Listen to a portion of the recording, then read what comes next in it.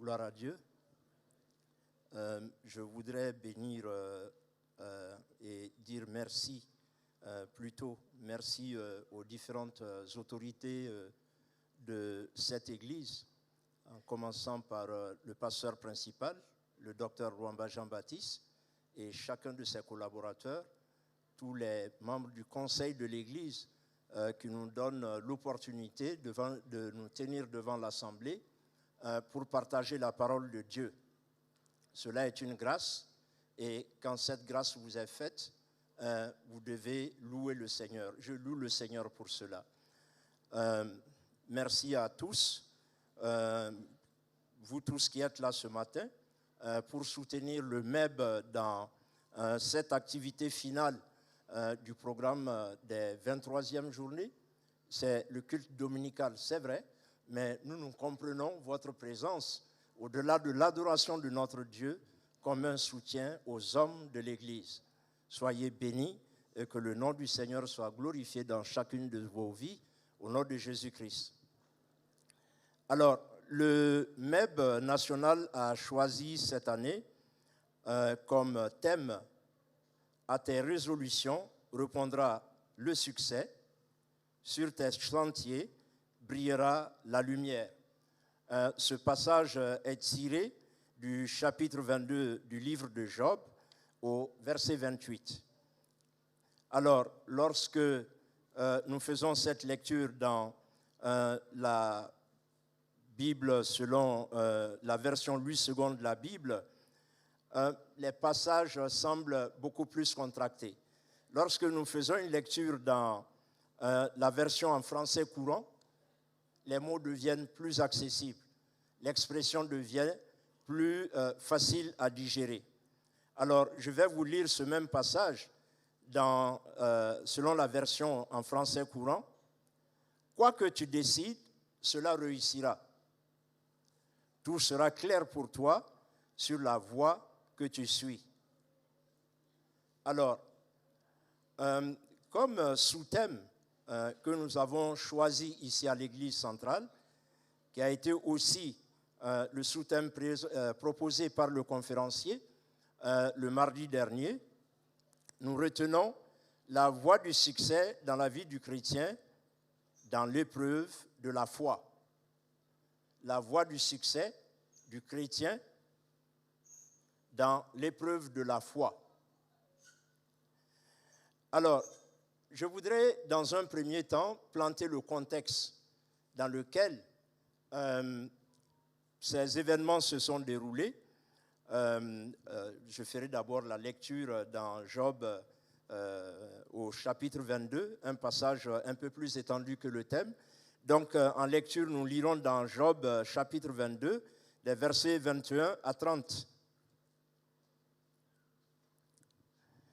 Compte tenu du temps. Sinon, j'aurais souhaité commencer au verset 5 pour achever au 30. Verset 21, « Attache-toi donc à Dieu et tu auras la paix. Tu jouiras ainsi du bonheur. Reçois de sa bouche l'instruction et mets dans ton cœur ses paroles. Tu seras rétabli si tu reviens au Tout-Puissant, si tu éloignes l'iniquité de ta tente. Jette l'or dans la poussière, l'or d'Ophir parmi les cailloux des torrents, et le Tout-Puissant sera ton or, ton argent, ta richesse. Alors tu feras du Tout-Puissant tes délices, tu élèveras vers Dieu ta face, tu le prieras et il t'exaucera, et tu accompliras tes vœux. À tes résolutions répondra le succès, sur tes sentiers brillera la lumière. Vienne l'humiliation, tu prieras pour ton relèvement. Dieu secourt celui dont le regard est abattu. Il délivrera même le coupable qui devra son salut à la pureté de tes mains. Amen. Alors, cela est le contenu d'une conversation que Job a eue avec un de ses trois amis, vraisemblablement le plus âgé des trois, qui sont venus le visiter. Alors, cela fait suite à des événements que Job lui-même a vécus dans son village.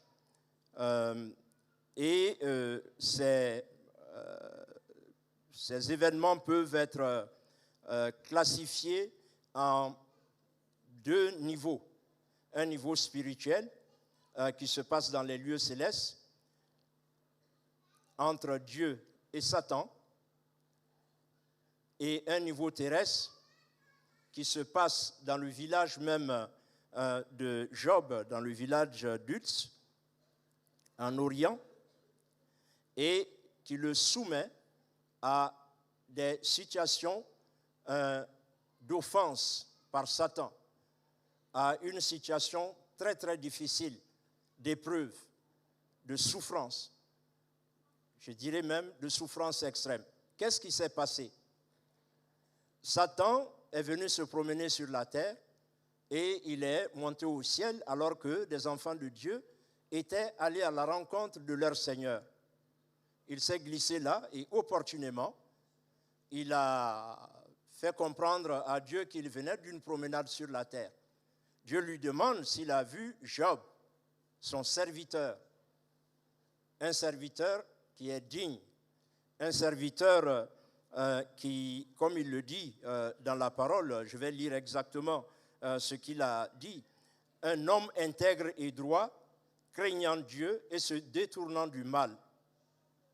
Alors, Job, voulant mettre cet homme à l'épreuve, a demandé à Dieu si son attachement à lui ne tenait pas à sa prospérité, toute la richesse qu'il avait, tous les biens qu'il possédait, les considérations qu'il avait dans le village où il était. Dieu, qui était sûr de son homme, de son serviteur, lui a dit non. Et Satan a voulu tenter Job pour savoir s'il pouvait chuter lorsqu'on lui retirerait tous ses biens. Alors en une seule journée, il va s'en prendre à lui, sur l'autorisation de Dieu bien entendu, et il va le déposséder de tout ce qu'il avait. Ses biens, les animaux, ses serviteurs, ses enfants, tous en une journée. Et cela va être une situation de deuil pour Job. Je rappelle que Job avait 10 enfants, 7 garçons et 3 filles, et tous ces 10 enfants vont mourir en une seule journée. Alors, les serviteurs vivants ou survivants sont venus annoncer ces événements à Job, qui a été attristé et qui a observé le deuil. Alors, il ne s'est pas plaint. Il a seulement dit qu'il est sorti du sein de sa mère nu, et nu, il retournerait dans le sein de la terre. L'Éternel a donné, l'Éternel a repris, l'Éternel a donné et l'Éternel a ôté, que le nom de l'Éternel soit béni. Cela est écrit dans Job chapitre 1, verset 21. Et au verset 22, il est écrit qu'en tout cela, Job n'a pas péché et n'attribua aucune injustice à Dieu. Donc cette tentative de Satan a échoué. Il trouvera une autre opportunité pour rendre visite à Dieu et demander à aller plus loin dans l'épreuve à laquelle il allait soumettre Job. Dieu va le lui autoriser, mais en insistant pour qu'il ne touche pas à la vie de Job. Parce que Satan lui avait dit, s'il touche à sa vie, c'est sûr qu'il va renoncer à Dieu. Eh bien, Dieu a dit de ne pas toucher à sa vie, peau pour peau, il pouvait le faire, il pouvait s'attaquer à sa chair, il pouvait s'attaquer à ses os, mais pas à sa vie. Job va retourner sur la terre et il va soumettre, Satan va retourner sur la terre et il va soumettre Job à une situation encore plus compliquée. Il va le frapper d'une espèce de lèpre qui fera que même ses amis qui viendront le voir plus tard ne pourront pas le reconnaître tellement il a été défiguré. Alors, Job, là encore, lorsque sa femme lui a parlé, Job a tout simplement dit que sa femme lui a demandé, tu demeures ferme dans ton intégrité, maudit Dieu et meurs. Mais Job va lui dire, tu parles comme une femme insensée. Quoi? Nous recevons de Dieu le bien et nous ne recevrions pas aussi le mal? Et dans cette épreuve également, eh bien, encore une fois, Job ne pécha point contre Dieu. Alors, ces événements qui se sont passés en haut, Job n'était pas dans ce secret-là. Alors, nous savons qu'il est dit dans Deutéronome 29, au chapitre 29, verset 29, il est écrit, « Les choses cachées sont à l'Éternel notre Dieu, les choses révélées sont à nous et à nos enfants. » Eh bien, ce qui s'est passé entre Dieu et Satan était hors de la connaissance de Job, et c'était bien ainsi, puisque cela lui permettrait véritablement de prouver son attachement au Seigneur. Alors, ces trois amis ont appris son malheur, ils se sont concertés et ils ont décidé de se rendre à Uz, dans le village là où résidait Job, pour le soutenir dans l'épreuve, l'encourager et le consoler dans sa douleur. Alors ils vont se concerter et se rendre sur les lieux. Lorsqu'ils verront Job, ils seront tellement attristés qu'ils vont pleurer à vive voix. Ils vont déchirer leurs manteaux. Ils vont jeter la poussière par-dessus leur tête. Et ils vont s'asseoir à côté de leur ami pendant 7 jours et 7 nuits sans parler. 7 jours et 7 nuits sans parler. Ce n'est qu'après cela que Job va introduire la conversation et en 3 séries de passages des 3 amis, eh bien, ils vont s'entretenir avec Job et l'un des entretiens est celui que nous venons de lire tout à l'heure, qui a été une conversation qui a été conduite par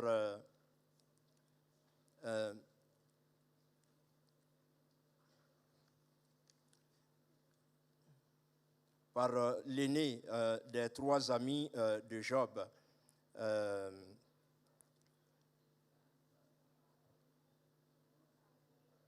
Eliphaz de Théman. Voilà. Son nom, c'est Eliphaz de Théman. Alors, je voudrais introduire, après ce cadre que je viens de planter, qui met en présence Job avec ses 3 amis, eh bien, un certain nombre de définitions pour les termes clés qui sont les éléments du passage que nous avons comme thème. Alors, qu'est-ce que c'est que la résolution dont on parle ici? En fait, cette résolution, c'est une décision volontaire arrêtée après délibération et avec intention de s'y tenir fermement, tel que cela est défini par le dictionnaire le Robert. Alors, la résolution elle-même est une attitude, un comportement, un caractère d'une personne résolue. Elle se traduit par l'audace, la constance, le courage, la fermeté, l'obstination, l'opiniâtreté. Alors, le second élément clé de ce thème, c'est le succès. Le succès. Alors, le succès est un résultat heureux que l'on obtient dans une activité que l'on entreprend, ou bien dans une entreprise qu'on engage, pas une société, mais quelque chose que l'on entreprend, ou une réalisation. Ce terme est habituellement synonyme de réussite. Alors, ces 2 éléments sont importants à définir parce que des choix sont inhérents à ces termes et des résultats sont attendus de ces choix également. Alors, pour revenir à cette situation de Job, habituellement, dans nos milieux, l'on pense que quelqu'un qui est affligé, quelqu'un qui souffre de quelque chose, est vraisemblablement quelqu'un qui a péché contre Dieu. Ce n'est pas toujours le cas. Ce n'est pas toujours le cas. L'épreuve peut venir sans offense. Et lorsque l'épreuve arrive, il faut savoir avoir de la compassion pour celui qui est dans l'épreuve. Quand c'est un frère, quand c'est une sœur, pour l'aider à sortir de cette situation. Alors, comment nous, en tant qu'êtres humains, nous sommes arrivés à ces situations d'épreuve? Dans le jardin d'Éden, Adam et Ève ne connaissaient pas d'épreuve. Ils étaient en relation directe avec Dieu. Ce n'est qu'après leur désobéissance, ce n'est qu'après qu'ils aient été chassés du jardin d'Éden que la souffrance a commencé à faire partie de la vie de l'homme. Et le péché qui a été commis dans le jardin nous a séparés de Dieu. Et cette séparation, pour qu'elle soit rétablie, enfin, que la liaison soit rétablie, il faut absolument qu'il y ait un sacrifice. Du moins, par le passé, c'est ce qui se faisait. Un sacrifice d'un animal dont le sang servait à couvrir le péché. Ce n'est que dans ces conditions que nous pouvions nous rapprocher de Dieu. Et avec la première venue de Jésus-Christ, nous savons que le sang qu'il a versé sur la croix surpasse tous ces sangs d'animaux. Il n'a pas d'égal et à lui seul, il suffit pour effacer nos péchés et cela peut nous rapprocher de Dieu. Cela veut dire quoi? Que s'il est possible d'avoir le sang de Jésus comme couverture ou bien pour effacer ses péchés, eh bien, on est lavé de ce péché définitivement et on est blanchi. On est blanchi. Et cela nous permet d'avoir accès à Dieu. Alors, tant que ce péché persiste, nous marchons dans une voie qui n'est pas celle de Dieu et nous ne sommes pas en relation avec lui. Pour être en relation de nouveau avec lui, il faut renoncer à ce péché, être sanctifié pour pouvoir l'approcher. Alors, c'est cette sanctification qui nous permet de retourner au Seigneur et d'être avec lui dans tout ce que nous faisons et qui nous accompagne dans tout ce que nous entreprenons. Alors, Dieu a prescrit un certain nombre de règles.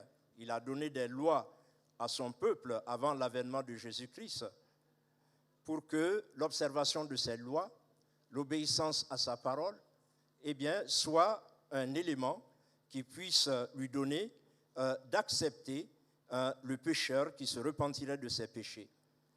Alors, dans le livre d'Ézéchiel, au chapitre 33, Dieu dit que le méchant qui se débarrasse du péché, donc qui quitte son péché, je paraphrase,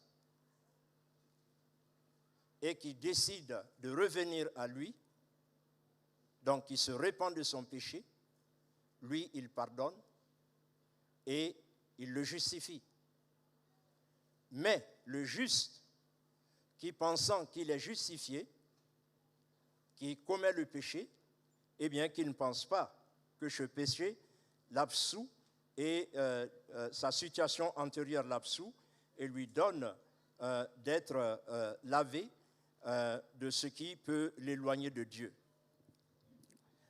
Alors, il faut toujours que nous recherchions la sanctification et sans cette sanctification, nul ne peut approcher le Seigneur, nul ne peut le voir. Cela est écrit dans Hébreux 12 au verset 14. Alors, je voudrais que, après cette introduction, nous puissions examiner ensemble la vie de Job et les conditions de sa vie de succès selon Eliphaz de Théman. Alors, Eliphaz de Théman, je l'ai dit tantôt, est l'un de ses 3 amis qui sont venus soutenir Job dans sa souffrance. À leur arrivée dans le pays d'Uz, les 3 amis, comme je l'ai dit tantôt, ont aperçu l'état physique de Job, qui était considérablement dégradé. Ils ont été profondément et sincèrement bouleversés. Ils ont pleuré avec lui, ils sont restés, comme je l'ai dit, 3 jours à ses côtés sans parler. Mais lorsque la conversation va s'engager entre eux, et au dernier round, si on peut le dire ainsi, au 3e round, eh bien, Eliphaz va aborder l'ancienne vie de Job. Parce que c'est des amis de très très longue date, ils se connaissaient depuis fort longtemps. Eh bien, il va aborder cette vie de Job. Dans le chapitre 22, du verset 5 à 30, qui est la base de notre thème, duquel est tiré notre thème de l'année, eh bien, au verset 5, pour raccourcir l'expression, Eliphaz de Théman va soulever la méchanceté, la grande méchanceté de Job et son iniquité infinie, sinon ses iniquités infinies. Il dit, ta méchanceté n'est-elle pas grande? Tes iniquités ne sont-elles pas infinies? Grande méchanceté et iniquité infinie, ce sont deux éléments qu'il a utilisés pour caractériser la vie de péché de Job. Au verset 6, il dit à Job, tu enlevais sans motif des gages à tes frères, tu privais de leurs vêtements, tu privais de leurs vêtements ceux qui étaient nus. Au verset 7, tu ne donnais point d'eau à l'homme altéré, tu refusais du pain à l'homme affamé. Donc, verset 5, il soulève la cupidité de Job et les biens mal acquis qu'il possédait ou qu'il avait possédés. Au verset 8, dans le même chapitre, le pays était plus fort, était au plus fort, et le puissant s'y établissait. Tu renvoyais, verset 9, tu renvoyais les veuves à vide, les bras des orphelins étaient brisés. Cela traduit le manque d'affection de Job, son manque d'affection pour le pauvre et le démuni. Dans les versets 10 et 11, il dit, c'est pour cela que tu es entouré de pièges et que la terreur t'a saisi tout à coup. Ne vois-tu donc pas ces ténèbres, ces eaux débordées qui t'envahissent, comme conséquence de sa méchanceté, bien entendu. Le méchant se moque du jugement de Dieu. Il pense même que Dieu, du haut des cieux, ne voit pas ce qu'il fait. Sa fin est brutale et désastreuse. Et le juste et l'innocent peuvent se réjouir d'une telle fin de leur oppresseur. Alors, voici ce qu'il décrit de Job. Une grande méchanceté, une grande iniquité, sinon même infinie, un manque de compassion, une cupidité qui l'amenait à déposséder les autres de leurs biens, un manque d'affection, ainsi de suite. Job était, à ses yeux, un homme méchant, véritablement méchant. Mais,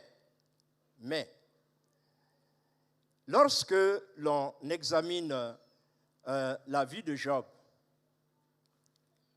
on se rend compte que ce que Eliphaz de Théman pensait de lui n'était pas la réalité.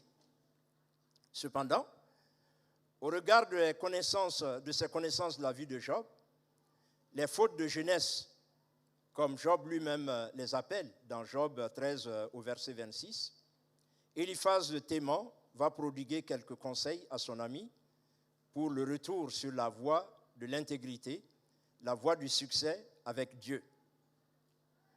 La première règle qu'il lui annonce, c'est s'attacher à Dieu pour avoir la paix et jouir du bonheur. Job 22, verset 21. Recevoir l'instruction de la bouche de Dieu et garder ses paroles dans son cœur. Le verset 22 qui suit. Revenir au Tout-Puissant pour s'éloigner de l'iniquité, pour être rétabli. Verset 23. Et du verset 24 au verset 26, il invite à abandonner sa cupidité pour faire de Dieu sa richesse et ses délices et ne regarder qu'à Dieu seul. Alors, ce sont les conseils qu'il prodigue à Job, qu'il a prodigués à Job. Et ces conseils-là, s'il les pratiquait, il devrait avoir des avantages de la pratique de ces conseils dans sa vie. Lesquels avantages seraient que l'Éternel l'exaucera dans ses prières, il pourra accomplir ses vœux, ses décisions seront couronnées de réussite et tout sera clair pour lui sur son chemin. Face à l'humiliation, s'il priait, Dieu le secourerait et le relèverait. À cause de la pureté de ses mains, il pourrait secourir un coupable. Alors, en marchant dans cette voie, Job devrait pouvoir vivre selon la volonté de Dieu. Au-delà de sa joie personnelle, il pourrait aussi être utile aux autres. Cela est ce que Eliphaz de Théman avait comme opinion sur Job. Mais est-ce que c'était vraiment cela la vie de Job? Non.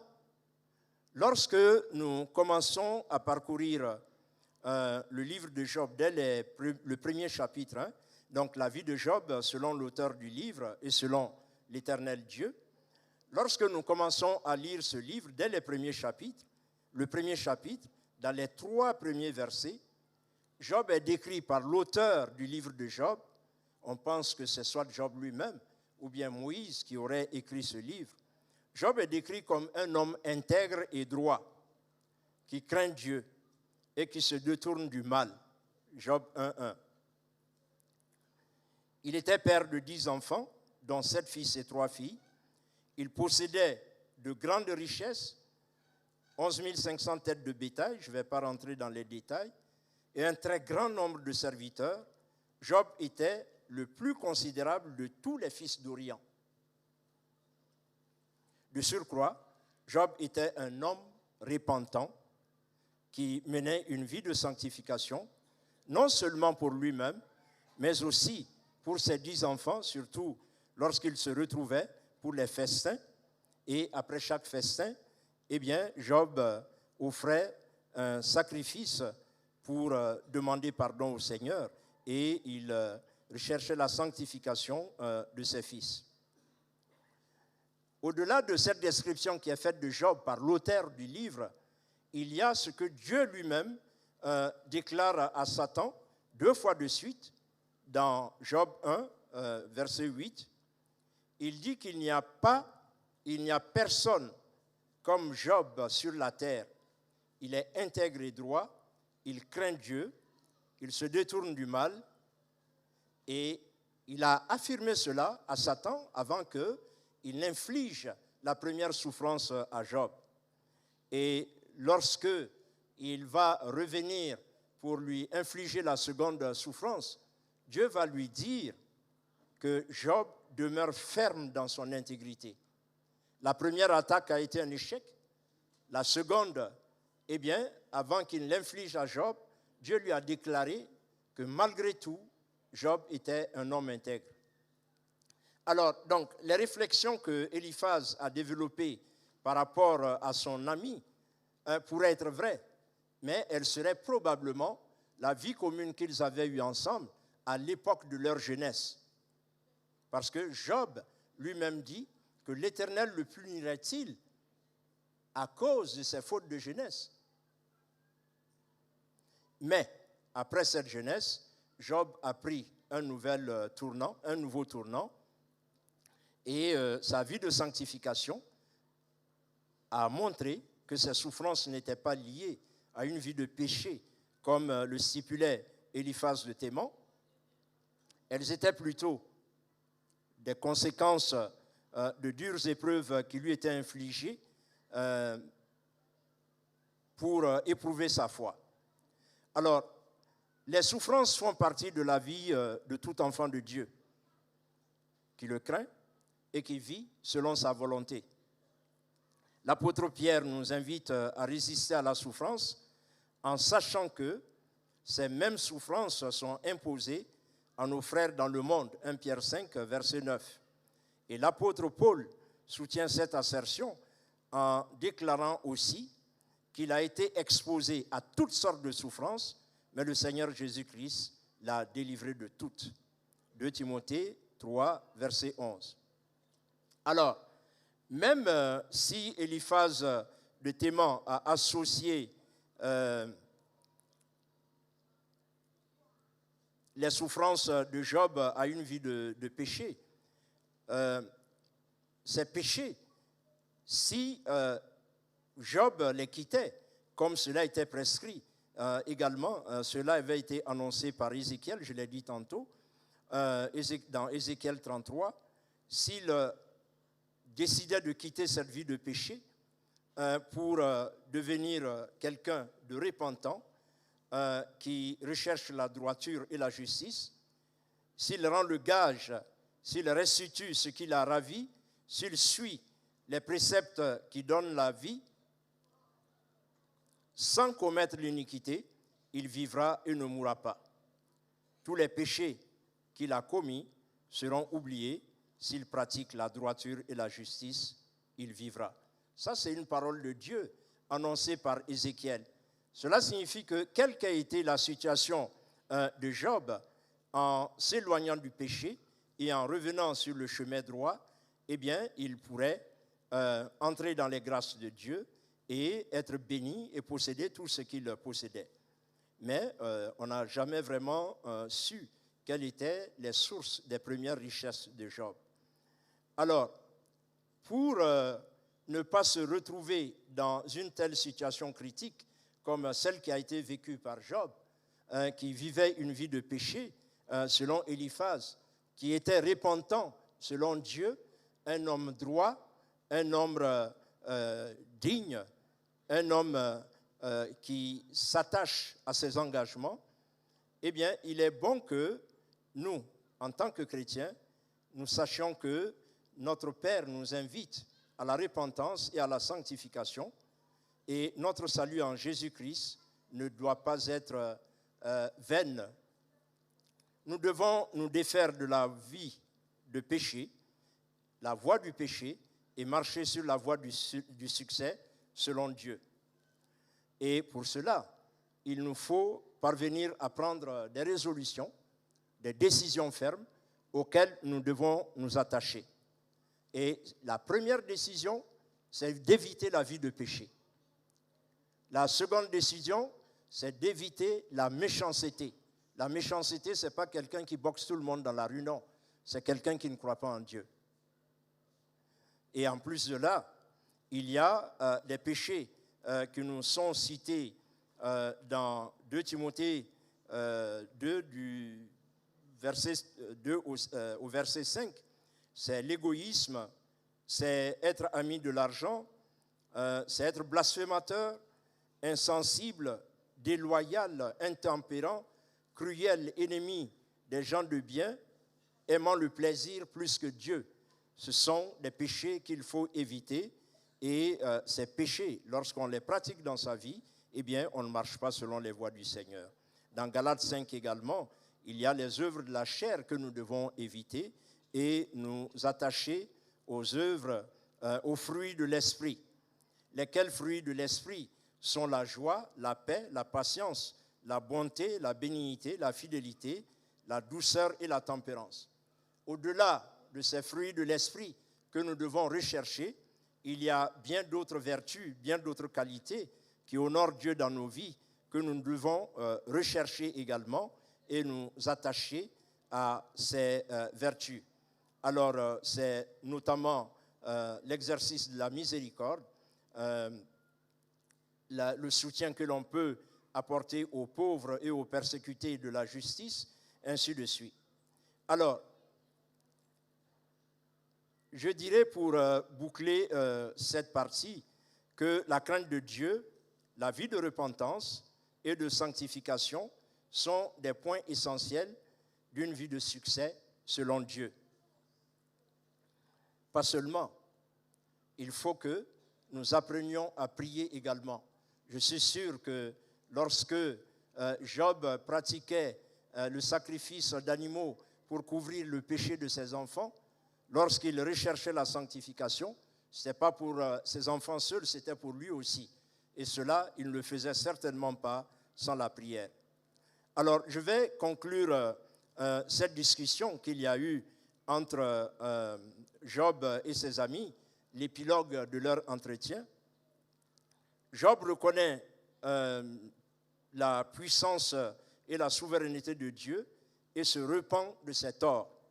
Au chapitre 42, le dernier chapitre du livre, du verset 1 à 6. Dieu manifeste sa grande colère contre les trois amis de Job qui n'ont pas parlé de lui avec droiture, comme Job l'avait fait. Il leur ordonne d'offrir en holocauste 7 taureaux et 7 béliers, et Job devait prier pour leur pardon. Après que Job ait prié pour ses trois amis, l'Éternel a rétabli Job dans son état d'avant et lui a accordé le double de tout ce qu'il a possédé avant son affliction, en termes de richesse. Il va lui donner aussi 7 fils et 3 filles, et ces filles étaient les plus belles du pays d'Uz, et elles reçurent une part d'héritage avec leurs frères, ce qui n'était pas habituel dans une telle communauté. Après cette épreuve de la foi, Job vécut encore 140 ans. Il vit les fils de ses fils jusqu'à la 4e génération, et il mourut rassasié, âgé et rassasié de ses jours. Avant de tirer la conclusion, je voudrais faire tout simplement un rappel. Lorsque Eliphaz, un ami de très longue date de Job, est venu le visiter, il avait encore en lui une ancienne perception de son ami. Il n'avait pas suivi la transformation de son ami pour être capable de décrire sa vie en temps réel. Cela a été une faute pour lui. Les personnes avec lesquelles nous vivons, nous devons faire attention à leur vie. Ne pas toujours penser que le pécheur que j'ai rencontré hier est le même pécheur impénitent aujourd'hui. Nos frères et nos sœurs peuvent avoir changé. Gardons-nous de jugements qui peuvent les faire chuter davantage, qui peuvent les faire plonger, qui ne seront pas un soutien pour eux, mais qui seront des occasions de nouvelles chutes pour eux. Faisons attention. La vie de Job est un exemple dans ce sens-là. Deuxièmement, il est important que chacun d'entre nous, nous nous examinions régulièrement pour savoir quels sont nos péchés. Qu'est-ce que nous avons commis par la pensée, la parole, les actes, qui est en offense pour Dieu et notre prochain. Nous repentir de ces péchés, rechercher la sanctification pour nous-mêmes, pour être continuellement agréable à notre Seigneur. Cela est très très important. C'est ce qui a expliqué les vertus que le Seigneur a collées à Job à toutes les fois que l'ennemi a voulu aller l'attaquer. La prière est importante pour cela. Nous devons avoir une vie individuelle de prière. Elle est collective, cela est très bien. Elle se fait entre partenaires, cela est encore très bien. Mais la vie de prière est essentielle dans notre vie. C'est cette vie de prière qui nous met en lien avec Dieu et qui nous permet de lui soumettre nos requêtes, de lui soumettre nos inquiétudes, de lui dire nos joies, de lui dire nos peines et d'être accompagné dans notre vie. Et lorsque cette prière est constante, cela ouvre les cieux pour nous et nous donne de nouvelles perspectives dans nos vies qui peuvent nous conduire au succès. Je conclurai en disant, Job a fait preuve d'une piété désintéressée en restant attaché à Dieu malgré la dure épreuve qu'il a traversée. Le livre de Job pose la problématique de la prospérité, du méchant et de la souffrance du croyant à la justice de Dieu. Mais l'épilogue de la vie de Job nous montre la réponse que Dieu réserve à toute personne qui marche dans la voie du succès selon sa volonté à lui. Les épreuves et la souffrance ne manqueront pas dans la vie des chrétiens. Puissions-nous alors tous et toutes prendre des résolutions comme Job dans ces temps difficiles pour l'homme, pour honorer l'Éternel Dieu par nos vies de succès. Demeurez bénis.